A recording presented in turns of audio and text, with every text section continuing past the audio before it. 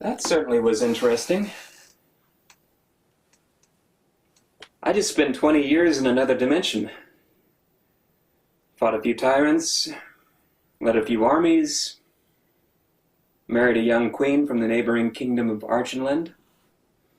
I may not be able to get a date in this dimension, but at least my bloodline flows strong in Narnia. So, what's next?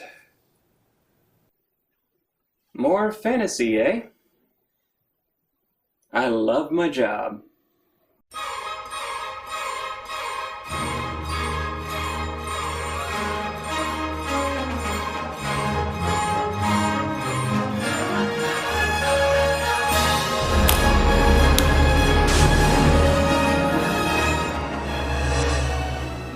God is my witness. As God is my witness, they're not going to lick me. Aslan is on the move. You're a wizard, Harry. I'm a what? Everyone's mad here. You guys want to go see a dead body? As you wish. Do you really think you have a chance against us, Mr. Cowboy? Yippee-ki-yay, mother.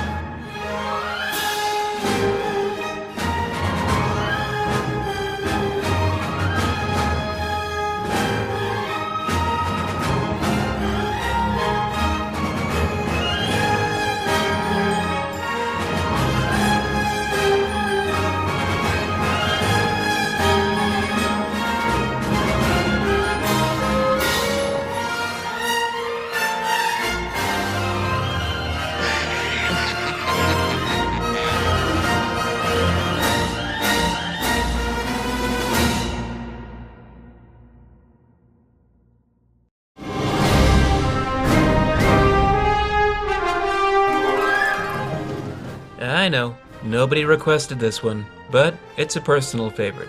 Today's subject is Legend of the Guardians. I remember the first time I saw this trailer, I said to myself, wow, an epic fantasy film that revolves around birds? I like fantasy, I like birds, I like most everything that director Zack Snyder has put out. Someone finally made my movie. According to everything I'd read up about it, the movie was based on the first 3 books in Catherine Lasky's book series known as Guardians of Ga'Hoole. So I did my homework and read up on the first 3 books in this series just in anticipation for this movie, and when they finally released the movie in September 2010, it didn't do so hot, due to a variety of reasons. I guess I could go into heavier detail on each of these, but there's one problem in particular that bothered me. Around the time of this film's release, I stopped by my local library to pick up my usual selection of books and movies, and I happened across this. That's right, folks. The well-meaning people at my local library were actively trying to discourage people from going to see this movie because it had vague similarities to Star Wars. Never mind the hundreds of other productions out there that bear much closer resemblances, they specifically had to pick on this one. Folks, this is the exact same article that I saw in my local library. I'm not kidding. I picked it up out of there, I took it home, and it's been sitting in my desk drawer for over a year now. Why? So you guys could see me do this.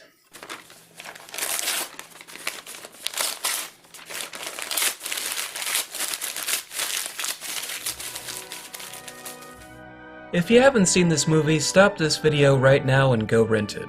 I'm trying to be an adult here and not whine about how the failure of this movie is the fault of some people who didn't go see it in theaters. So instead, I'll just inform you that as usual I'm going to be giving away a lot of spoilers, and you really owe it to yourselves to check this movie out. Now, they may have cited the first 3 books in the series as their source material, but after having read the entire series, minus the 2 prequel stories, I realized they didn't stop there. I think it would be more accurate to say that they borrowed elements from all of these books. How so, you ask? Let's take a read.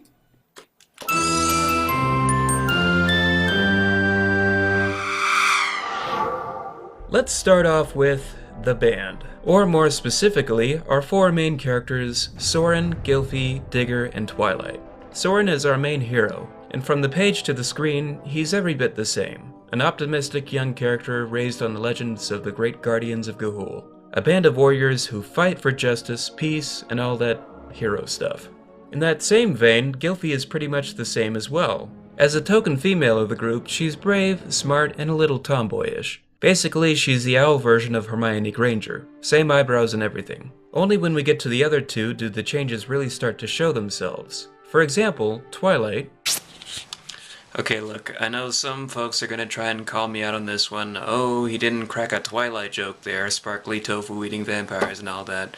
Well, you know what? Forget it, Jake. It's Chinatown.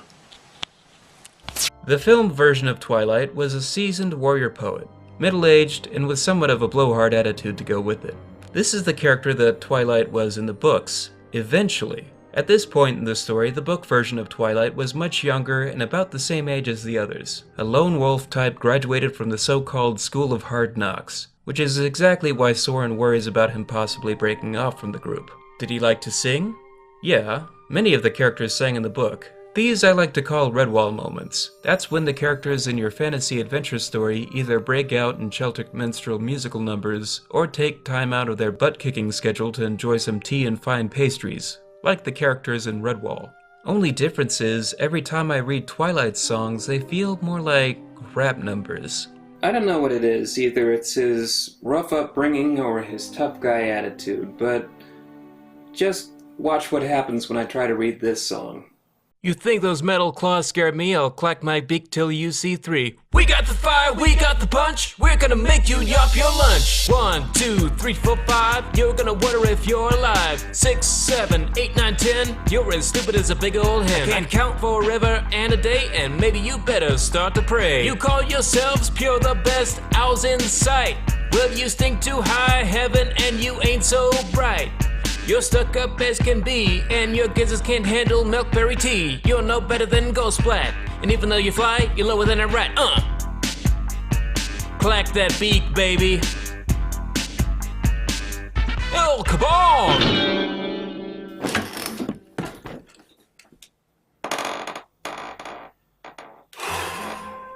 The last member of our band is Digger, who is as different as can be. The character in the film was a very, dare I say it, typical comic relief side character. I suppose there's demand for these characters in kids' films, though. It's just that half the time I don't even get this guy's jokes. You know what they call owls who fly towards the sea? No.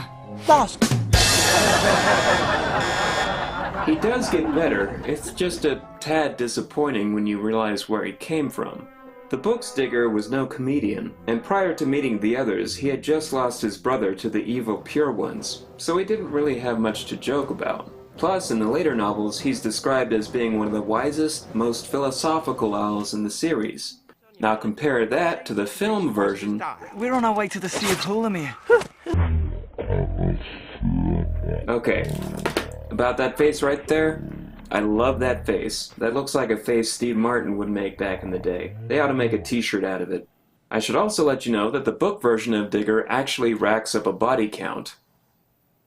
I know, right? Can you imagine being killed by this guy? I bet you didn't count on this.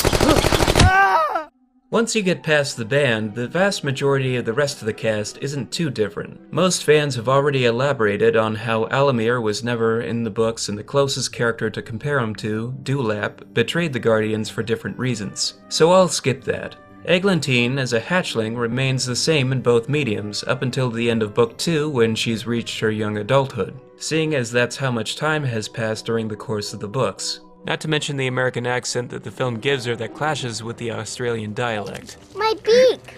Duh!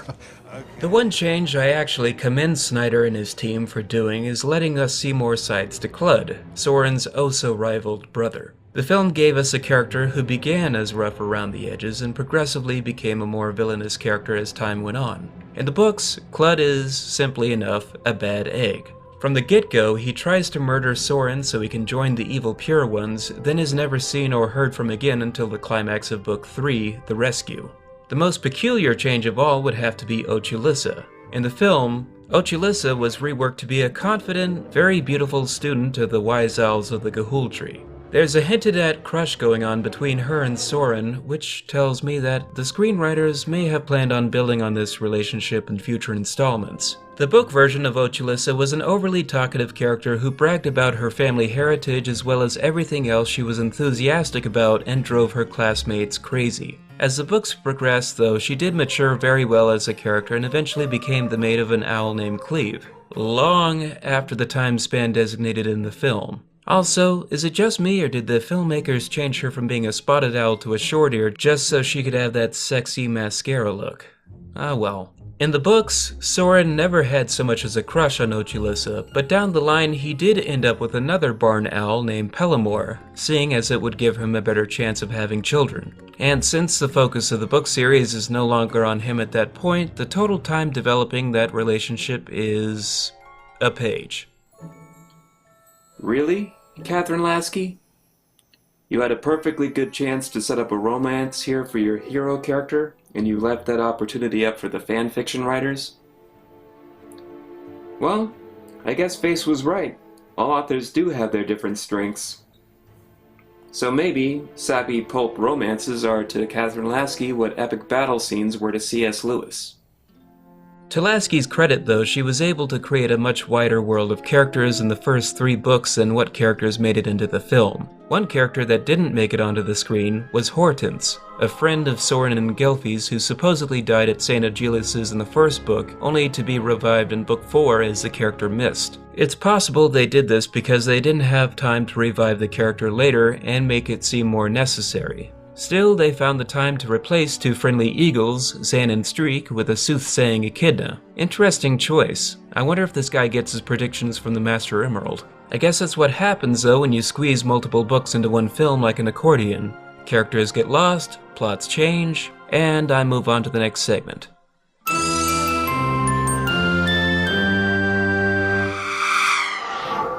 The most important thing to remember about this particular translation is that, like I said before, the books occupy a much longer time span. This is why in the books, Soren starts out as a much smaller owlet and reaches young adulthood by the end of the 3rd book, as opposed to the film where he's pretty much a teenager all throughout.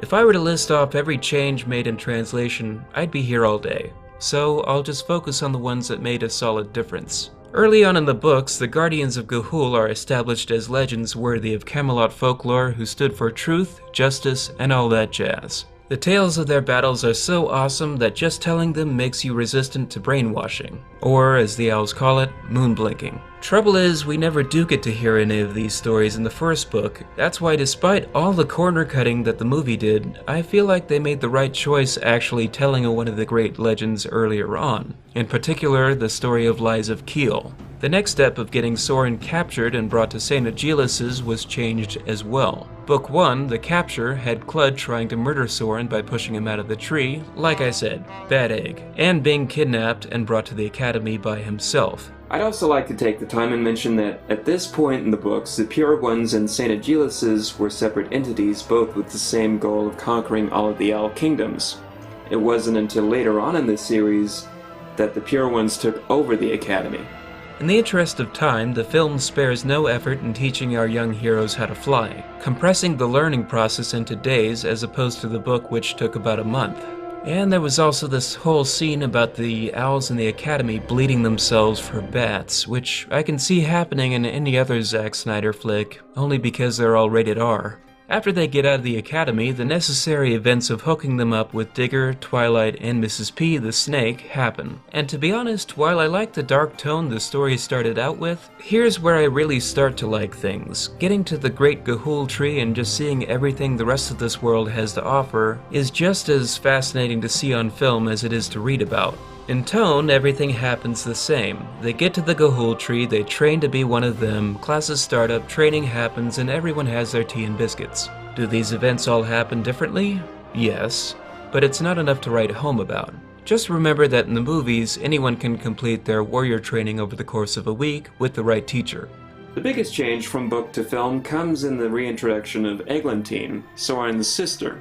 You may remember in the film how Eglantine was discovered and brought to the Guardians after being moonblinked. It was then up to Soren to bring her back with the power of brotherly love. If you thought that sounded like standard movie cheese, you'd be correct. The latter portion of Book 2 offers a much grimmer depiction. Eglantine is found by the Guardians in a fallen owl army covered in her own blood, chanting "Tydo, Tydo" over and over again with a dead stare. It's only after a month in rehabilitation and seeing a glint of glass that mysteriously takes her out of her hypnotic state that she fully recovers. That brings us to the end of Book 2 and leaves us to resolve the mystery of what happened to her in Book 3, The Rescue. And here I am wondering why they didn't ask what happened to her as soon as she snapped out of it. I mean, think about it. The guy found his sister, covered it in blood. She spends a month in recovery, and he waits to ask what happened to her. If that were my sister, that would have been one of the first things out of my mouth. I'd have been like, "Oh my God, Sarah, you're all right? We found you covered in green paint next to the European Union of Circus Freaks building. What the heck happened?" All things considered, I can forgive the filmmakers for letting Eglantine explain everything and pushing the plot forward to the final battle. Only trouble is, in doing so, they completely gutted the story out of the third book and have us wondering how it took them so quickly to get them back to the pure ones after it took them so long to get there to begin with. The epic final battle is all fine and well executed in both Book 3 and the film, except in regards to the villain Metalbeak. The Metalbeak in the film is Easelrib's old foe and the longtime leader of the Pure Ones. I bet you guys are in for a real shocker. In the book, Metalbeak is none other than Cludd. Surprised? Not really. Sure, the movie gives us the implication that Cludd will be the next Metalbeak if they ever made a sequel, but seeing again as more time has passed in the books, Cludd is already Metalbeak. Soren goes back to the Great Tree to find his parents waiting for him, which never would have happened in the books due to his parents being dead, and he and his friends are knighted as guardians, which never really happened until Book 6. And that last part I do sort of take issue with. Remember what was said earlier on in the film? You don't just become a guardian overnight. It takes years. Years. Or in some cases, the course of a feature film. Whichever comes first. In a nutshell, the question you must ask yourself when considering this adaptation is whether you prefer a story that takes its time to tell itself versus one that has a time limit of an hour and a half. Neither story is bad, but one does do itself more justice. I'll let you decide which is which.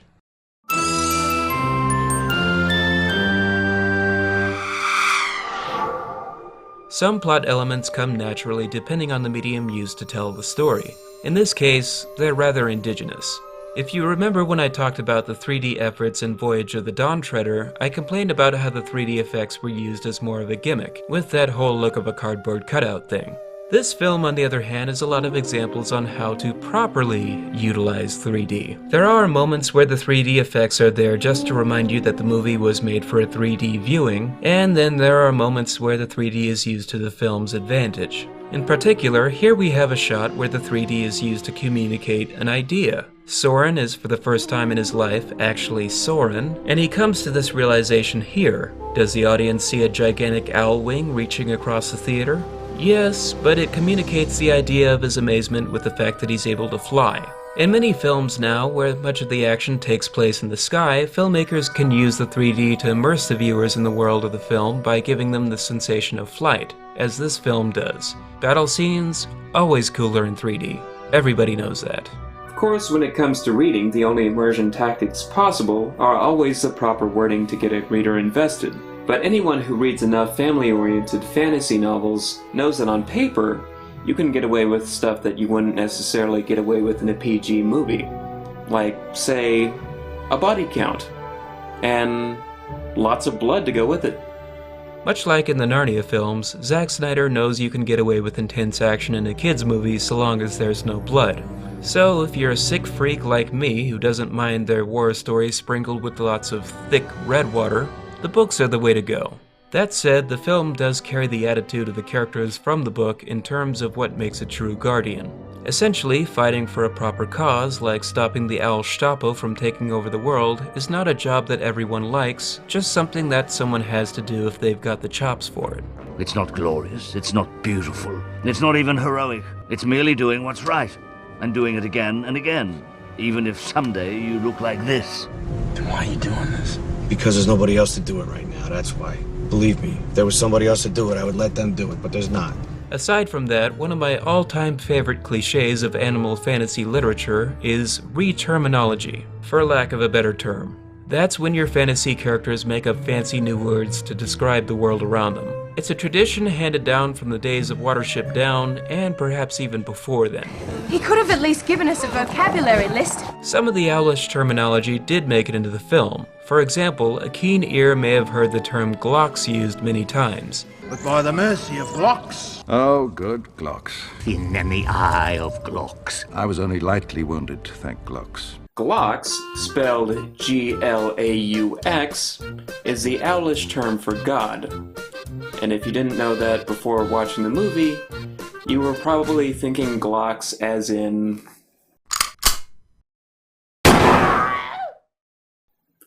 Sorry to disappoint some of you.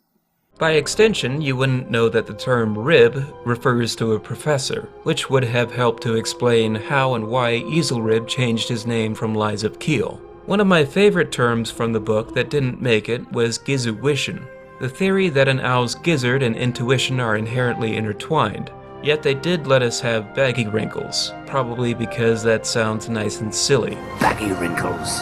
All things considered, I think I can settle for use your gizzard instead.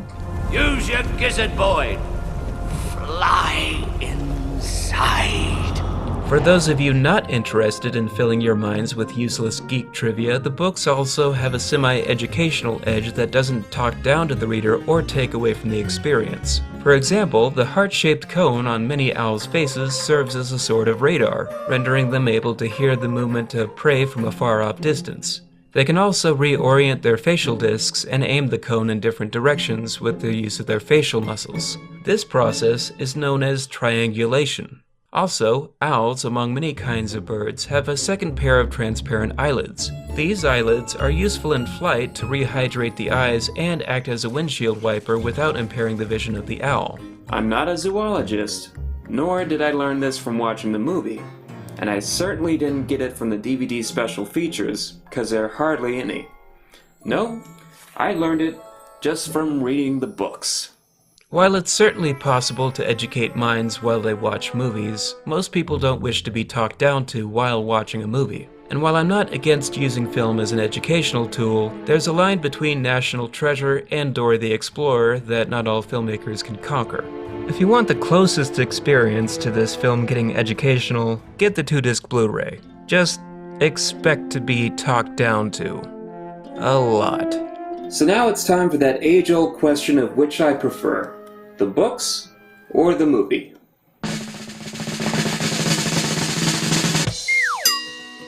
The books win by a tail feather. Oh, I guess. If you like that sort of thing.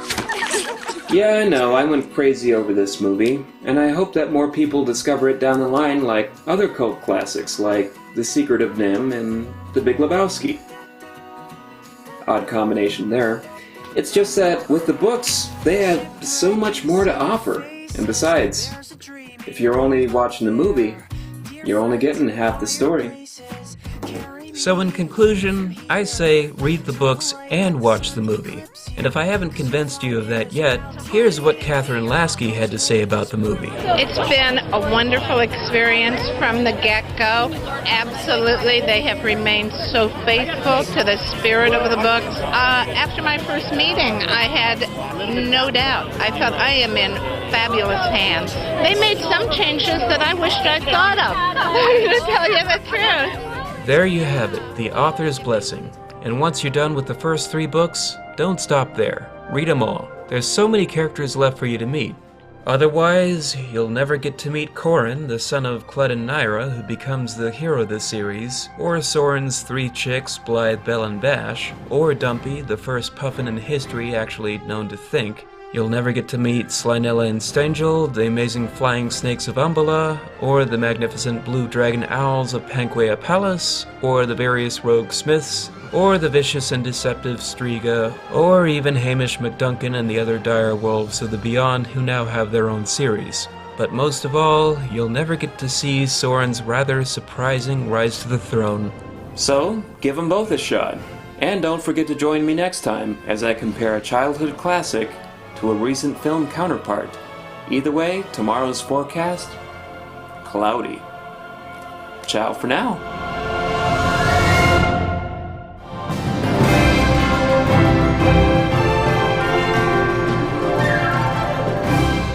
Oh wow, Rise of the Guardians. Gee whiz, that title doesn't sound familiar at all.